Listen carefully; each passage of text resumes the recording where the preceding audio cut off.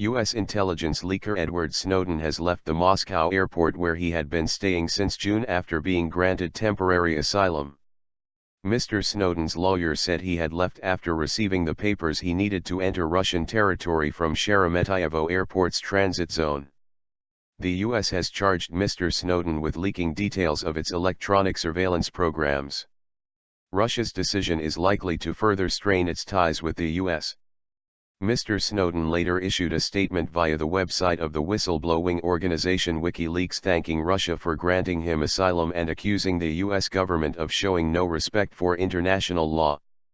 Over the past 8 weeks we have seen the Obama administration show no respect for international or domestic law, but in the end the law is winning, he said. The BBC's Daniel Sandford in Moscow says a strongly worded U.S. reaction can be expected shortly.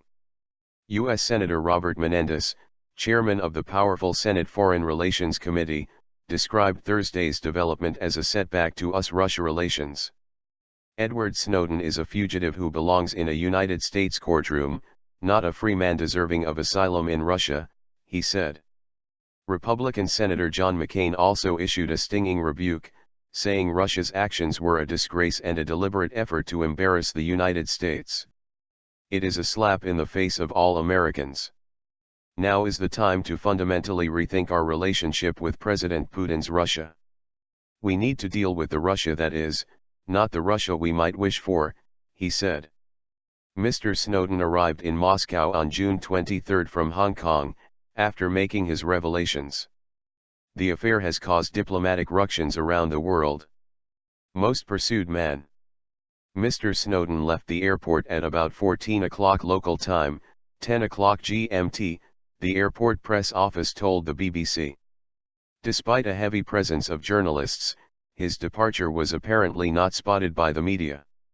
His lawyer, Anatoly Kucherena, said, his location is not being made public for security reasons, since he is the most pursued man on the planet. He himself will decide where he will go. WikiLeaks, which has been helping him since he made his revelations, said in a tweet that he had been given asylum.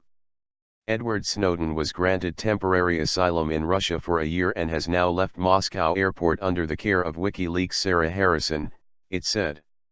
Ms. Harrison is a member of the WikiLeaks legal team and has been helping Mr. Snowden. Mr. Kucherena also said he had been awarded temporary asylum and showed a photocopy of the document issued to his client. The document, which resembles a Russian ID card and features a fingerprint, shows an issue date of July 31 and expiry date of July 31, 2014. Rather insignificant.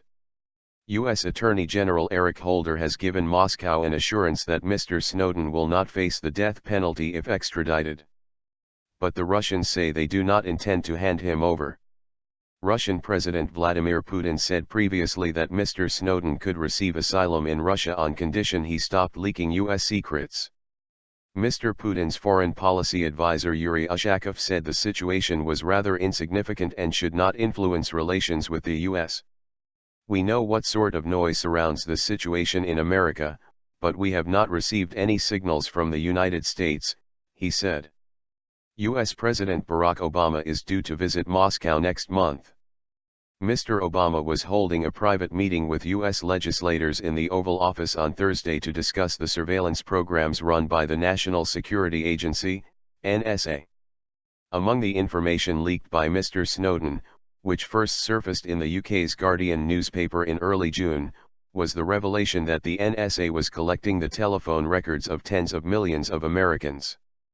The systems analyst also disclosed that the NSA had tapped directly into the servers of 9 internet firms including Facebook, Google, Microsoft and Yahoo to track online communication in a surveillance program known as PRISM. PRISM was allegedly also used by Britain's electronic eavesdropping agency, GCHQ. The agency was further accused of sharing vast amounts of data with the NSA. Allegations that the NSA had spied on its EU allies caused indignation in Europe.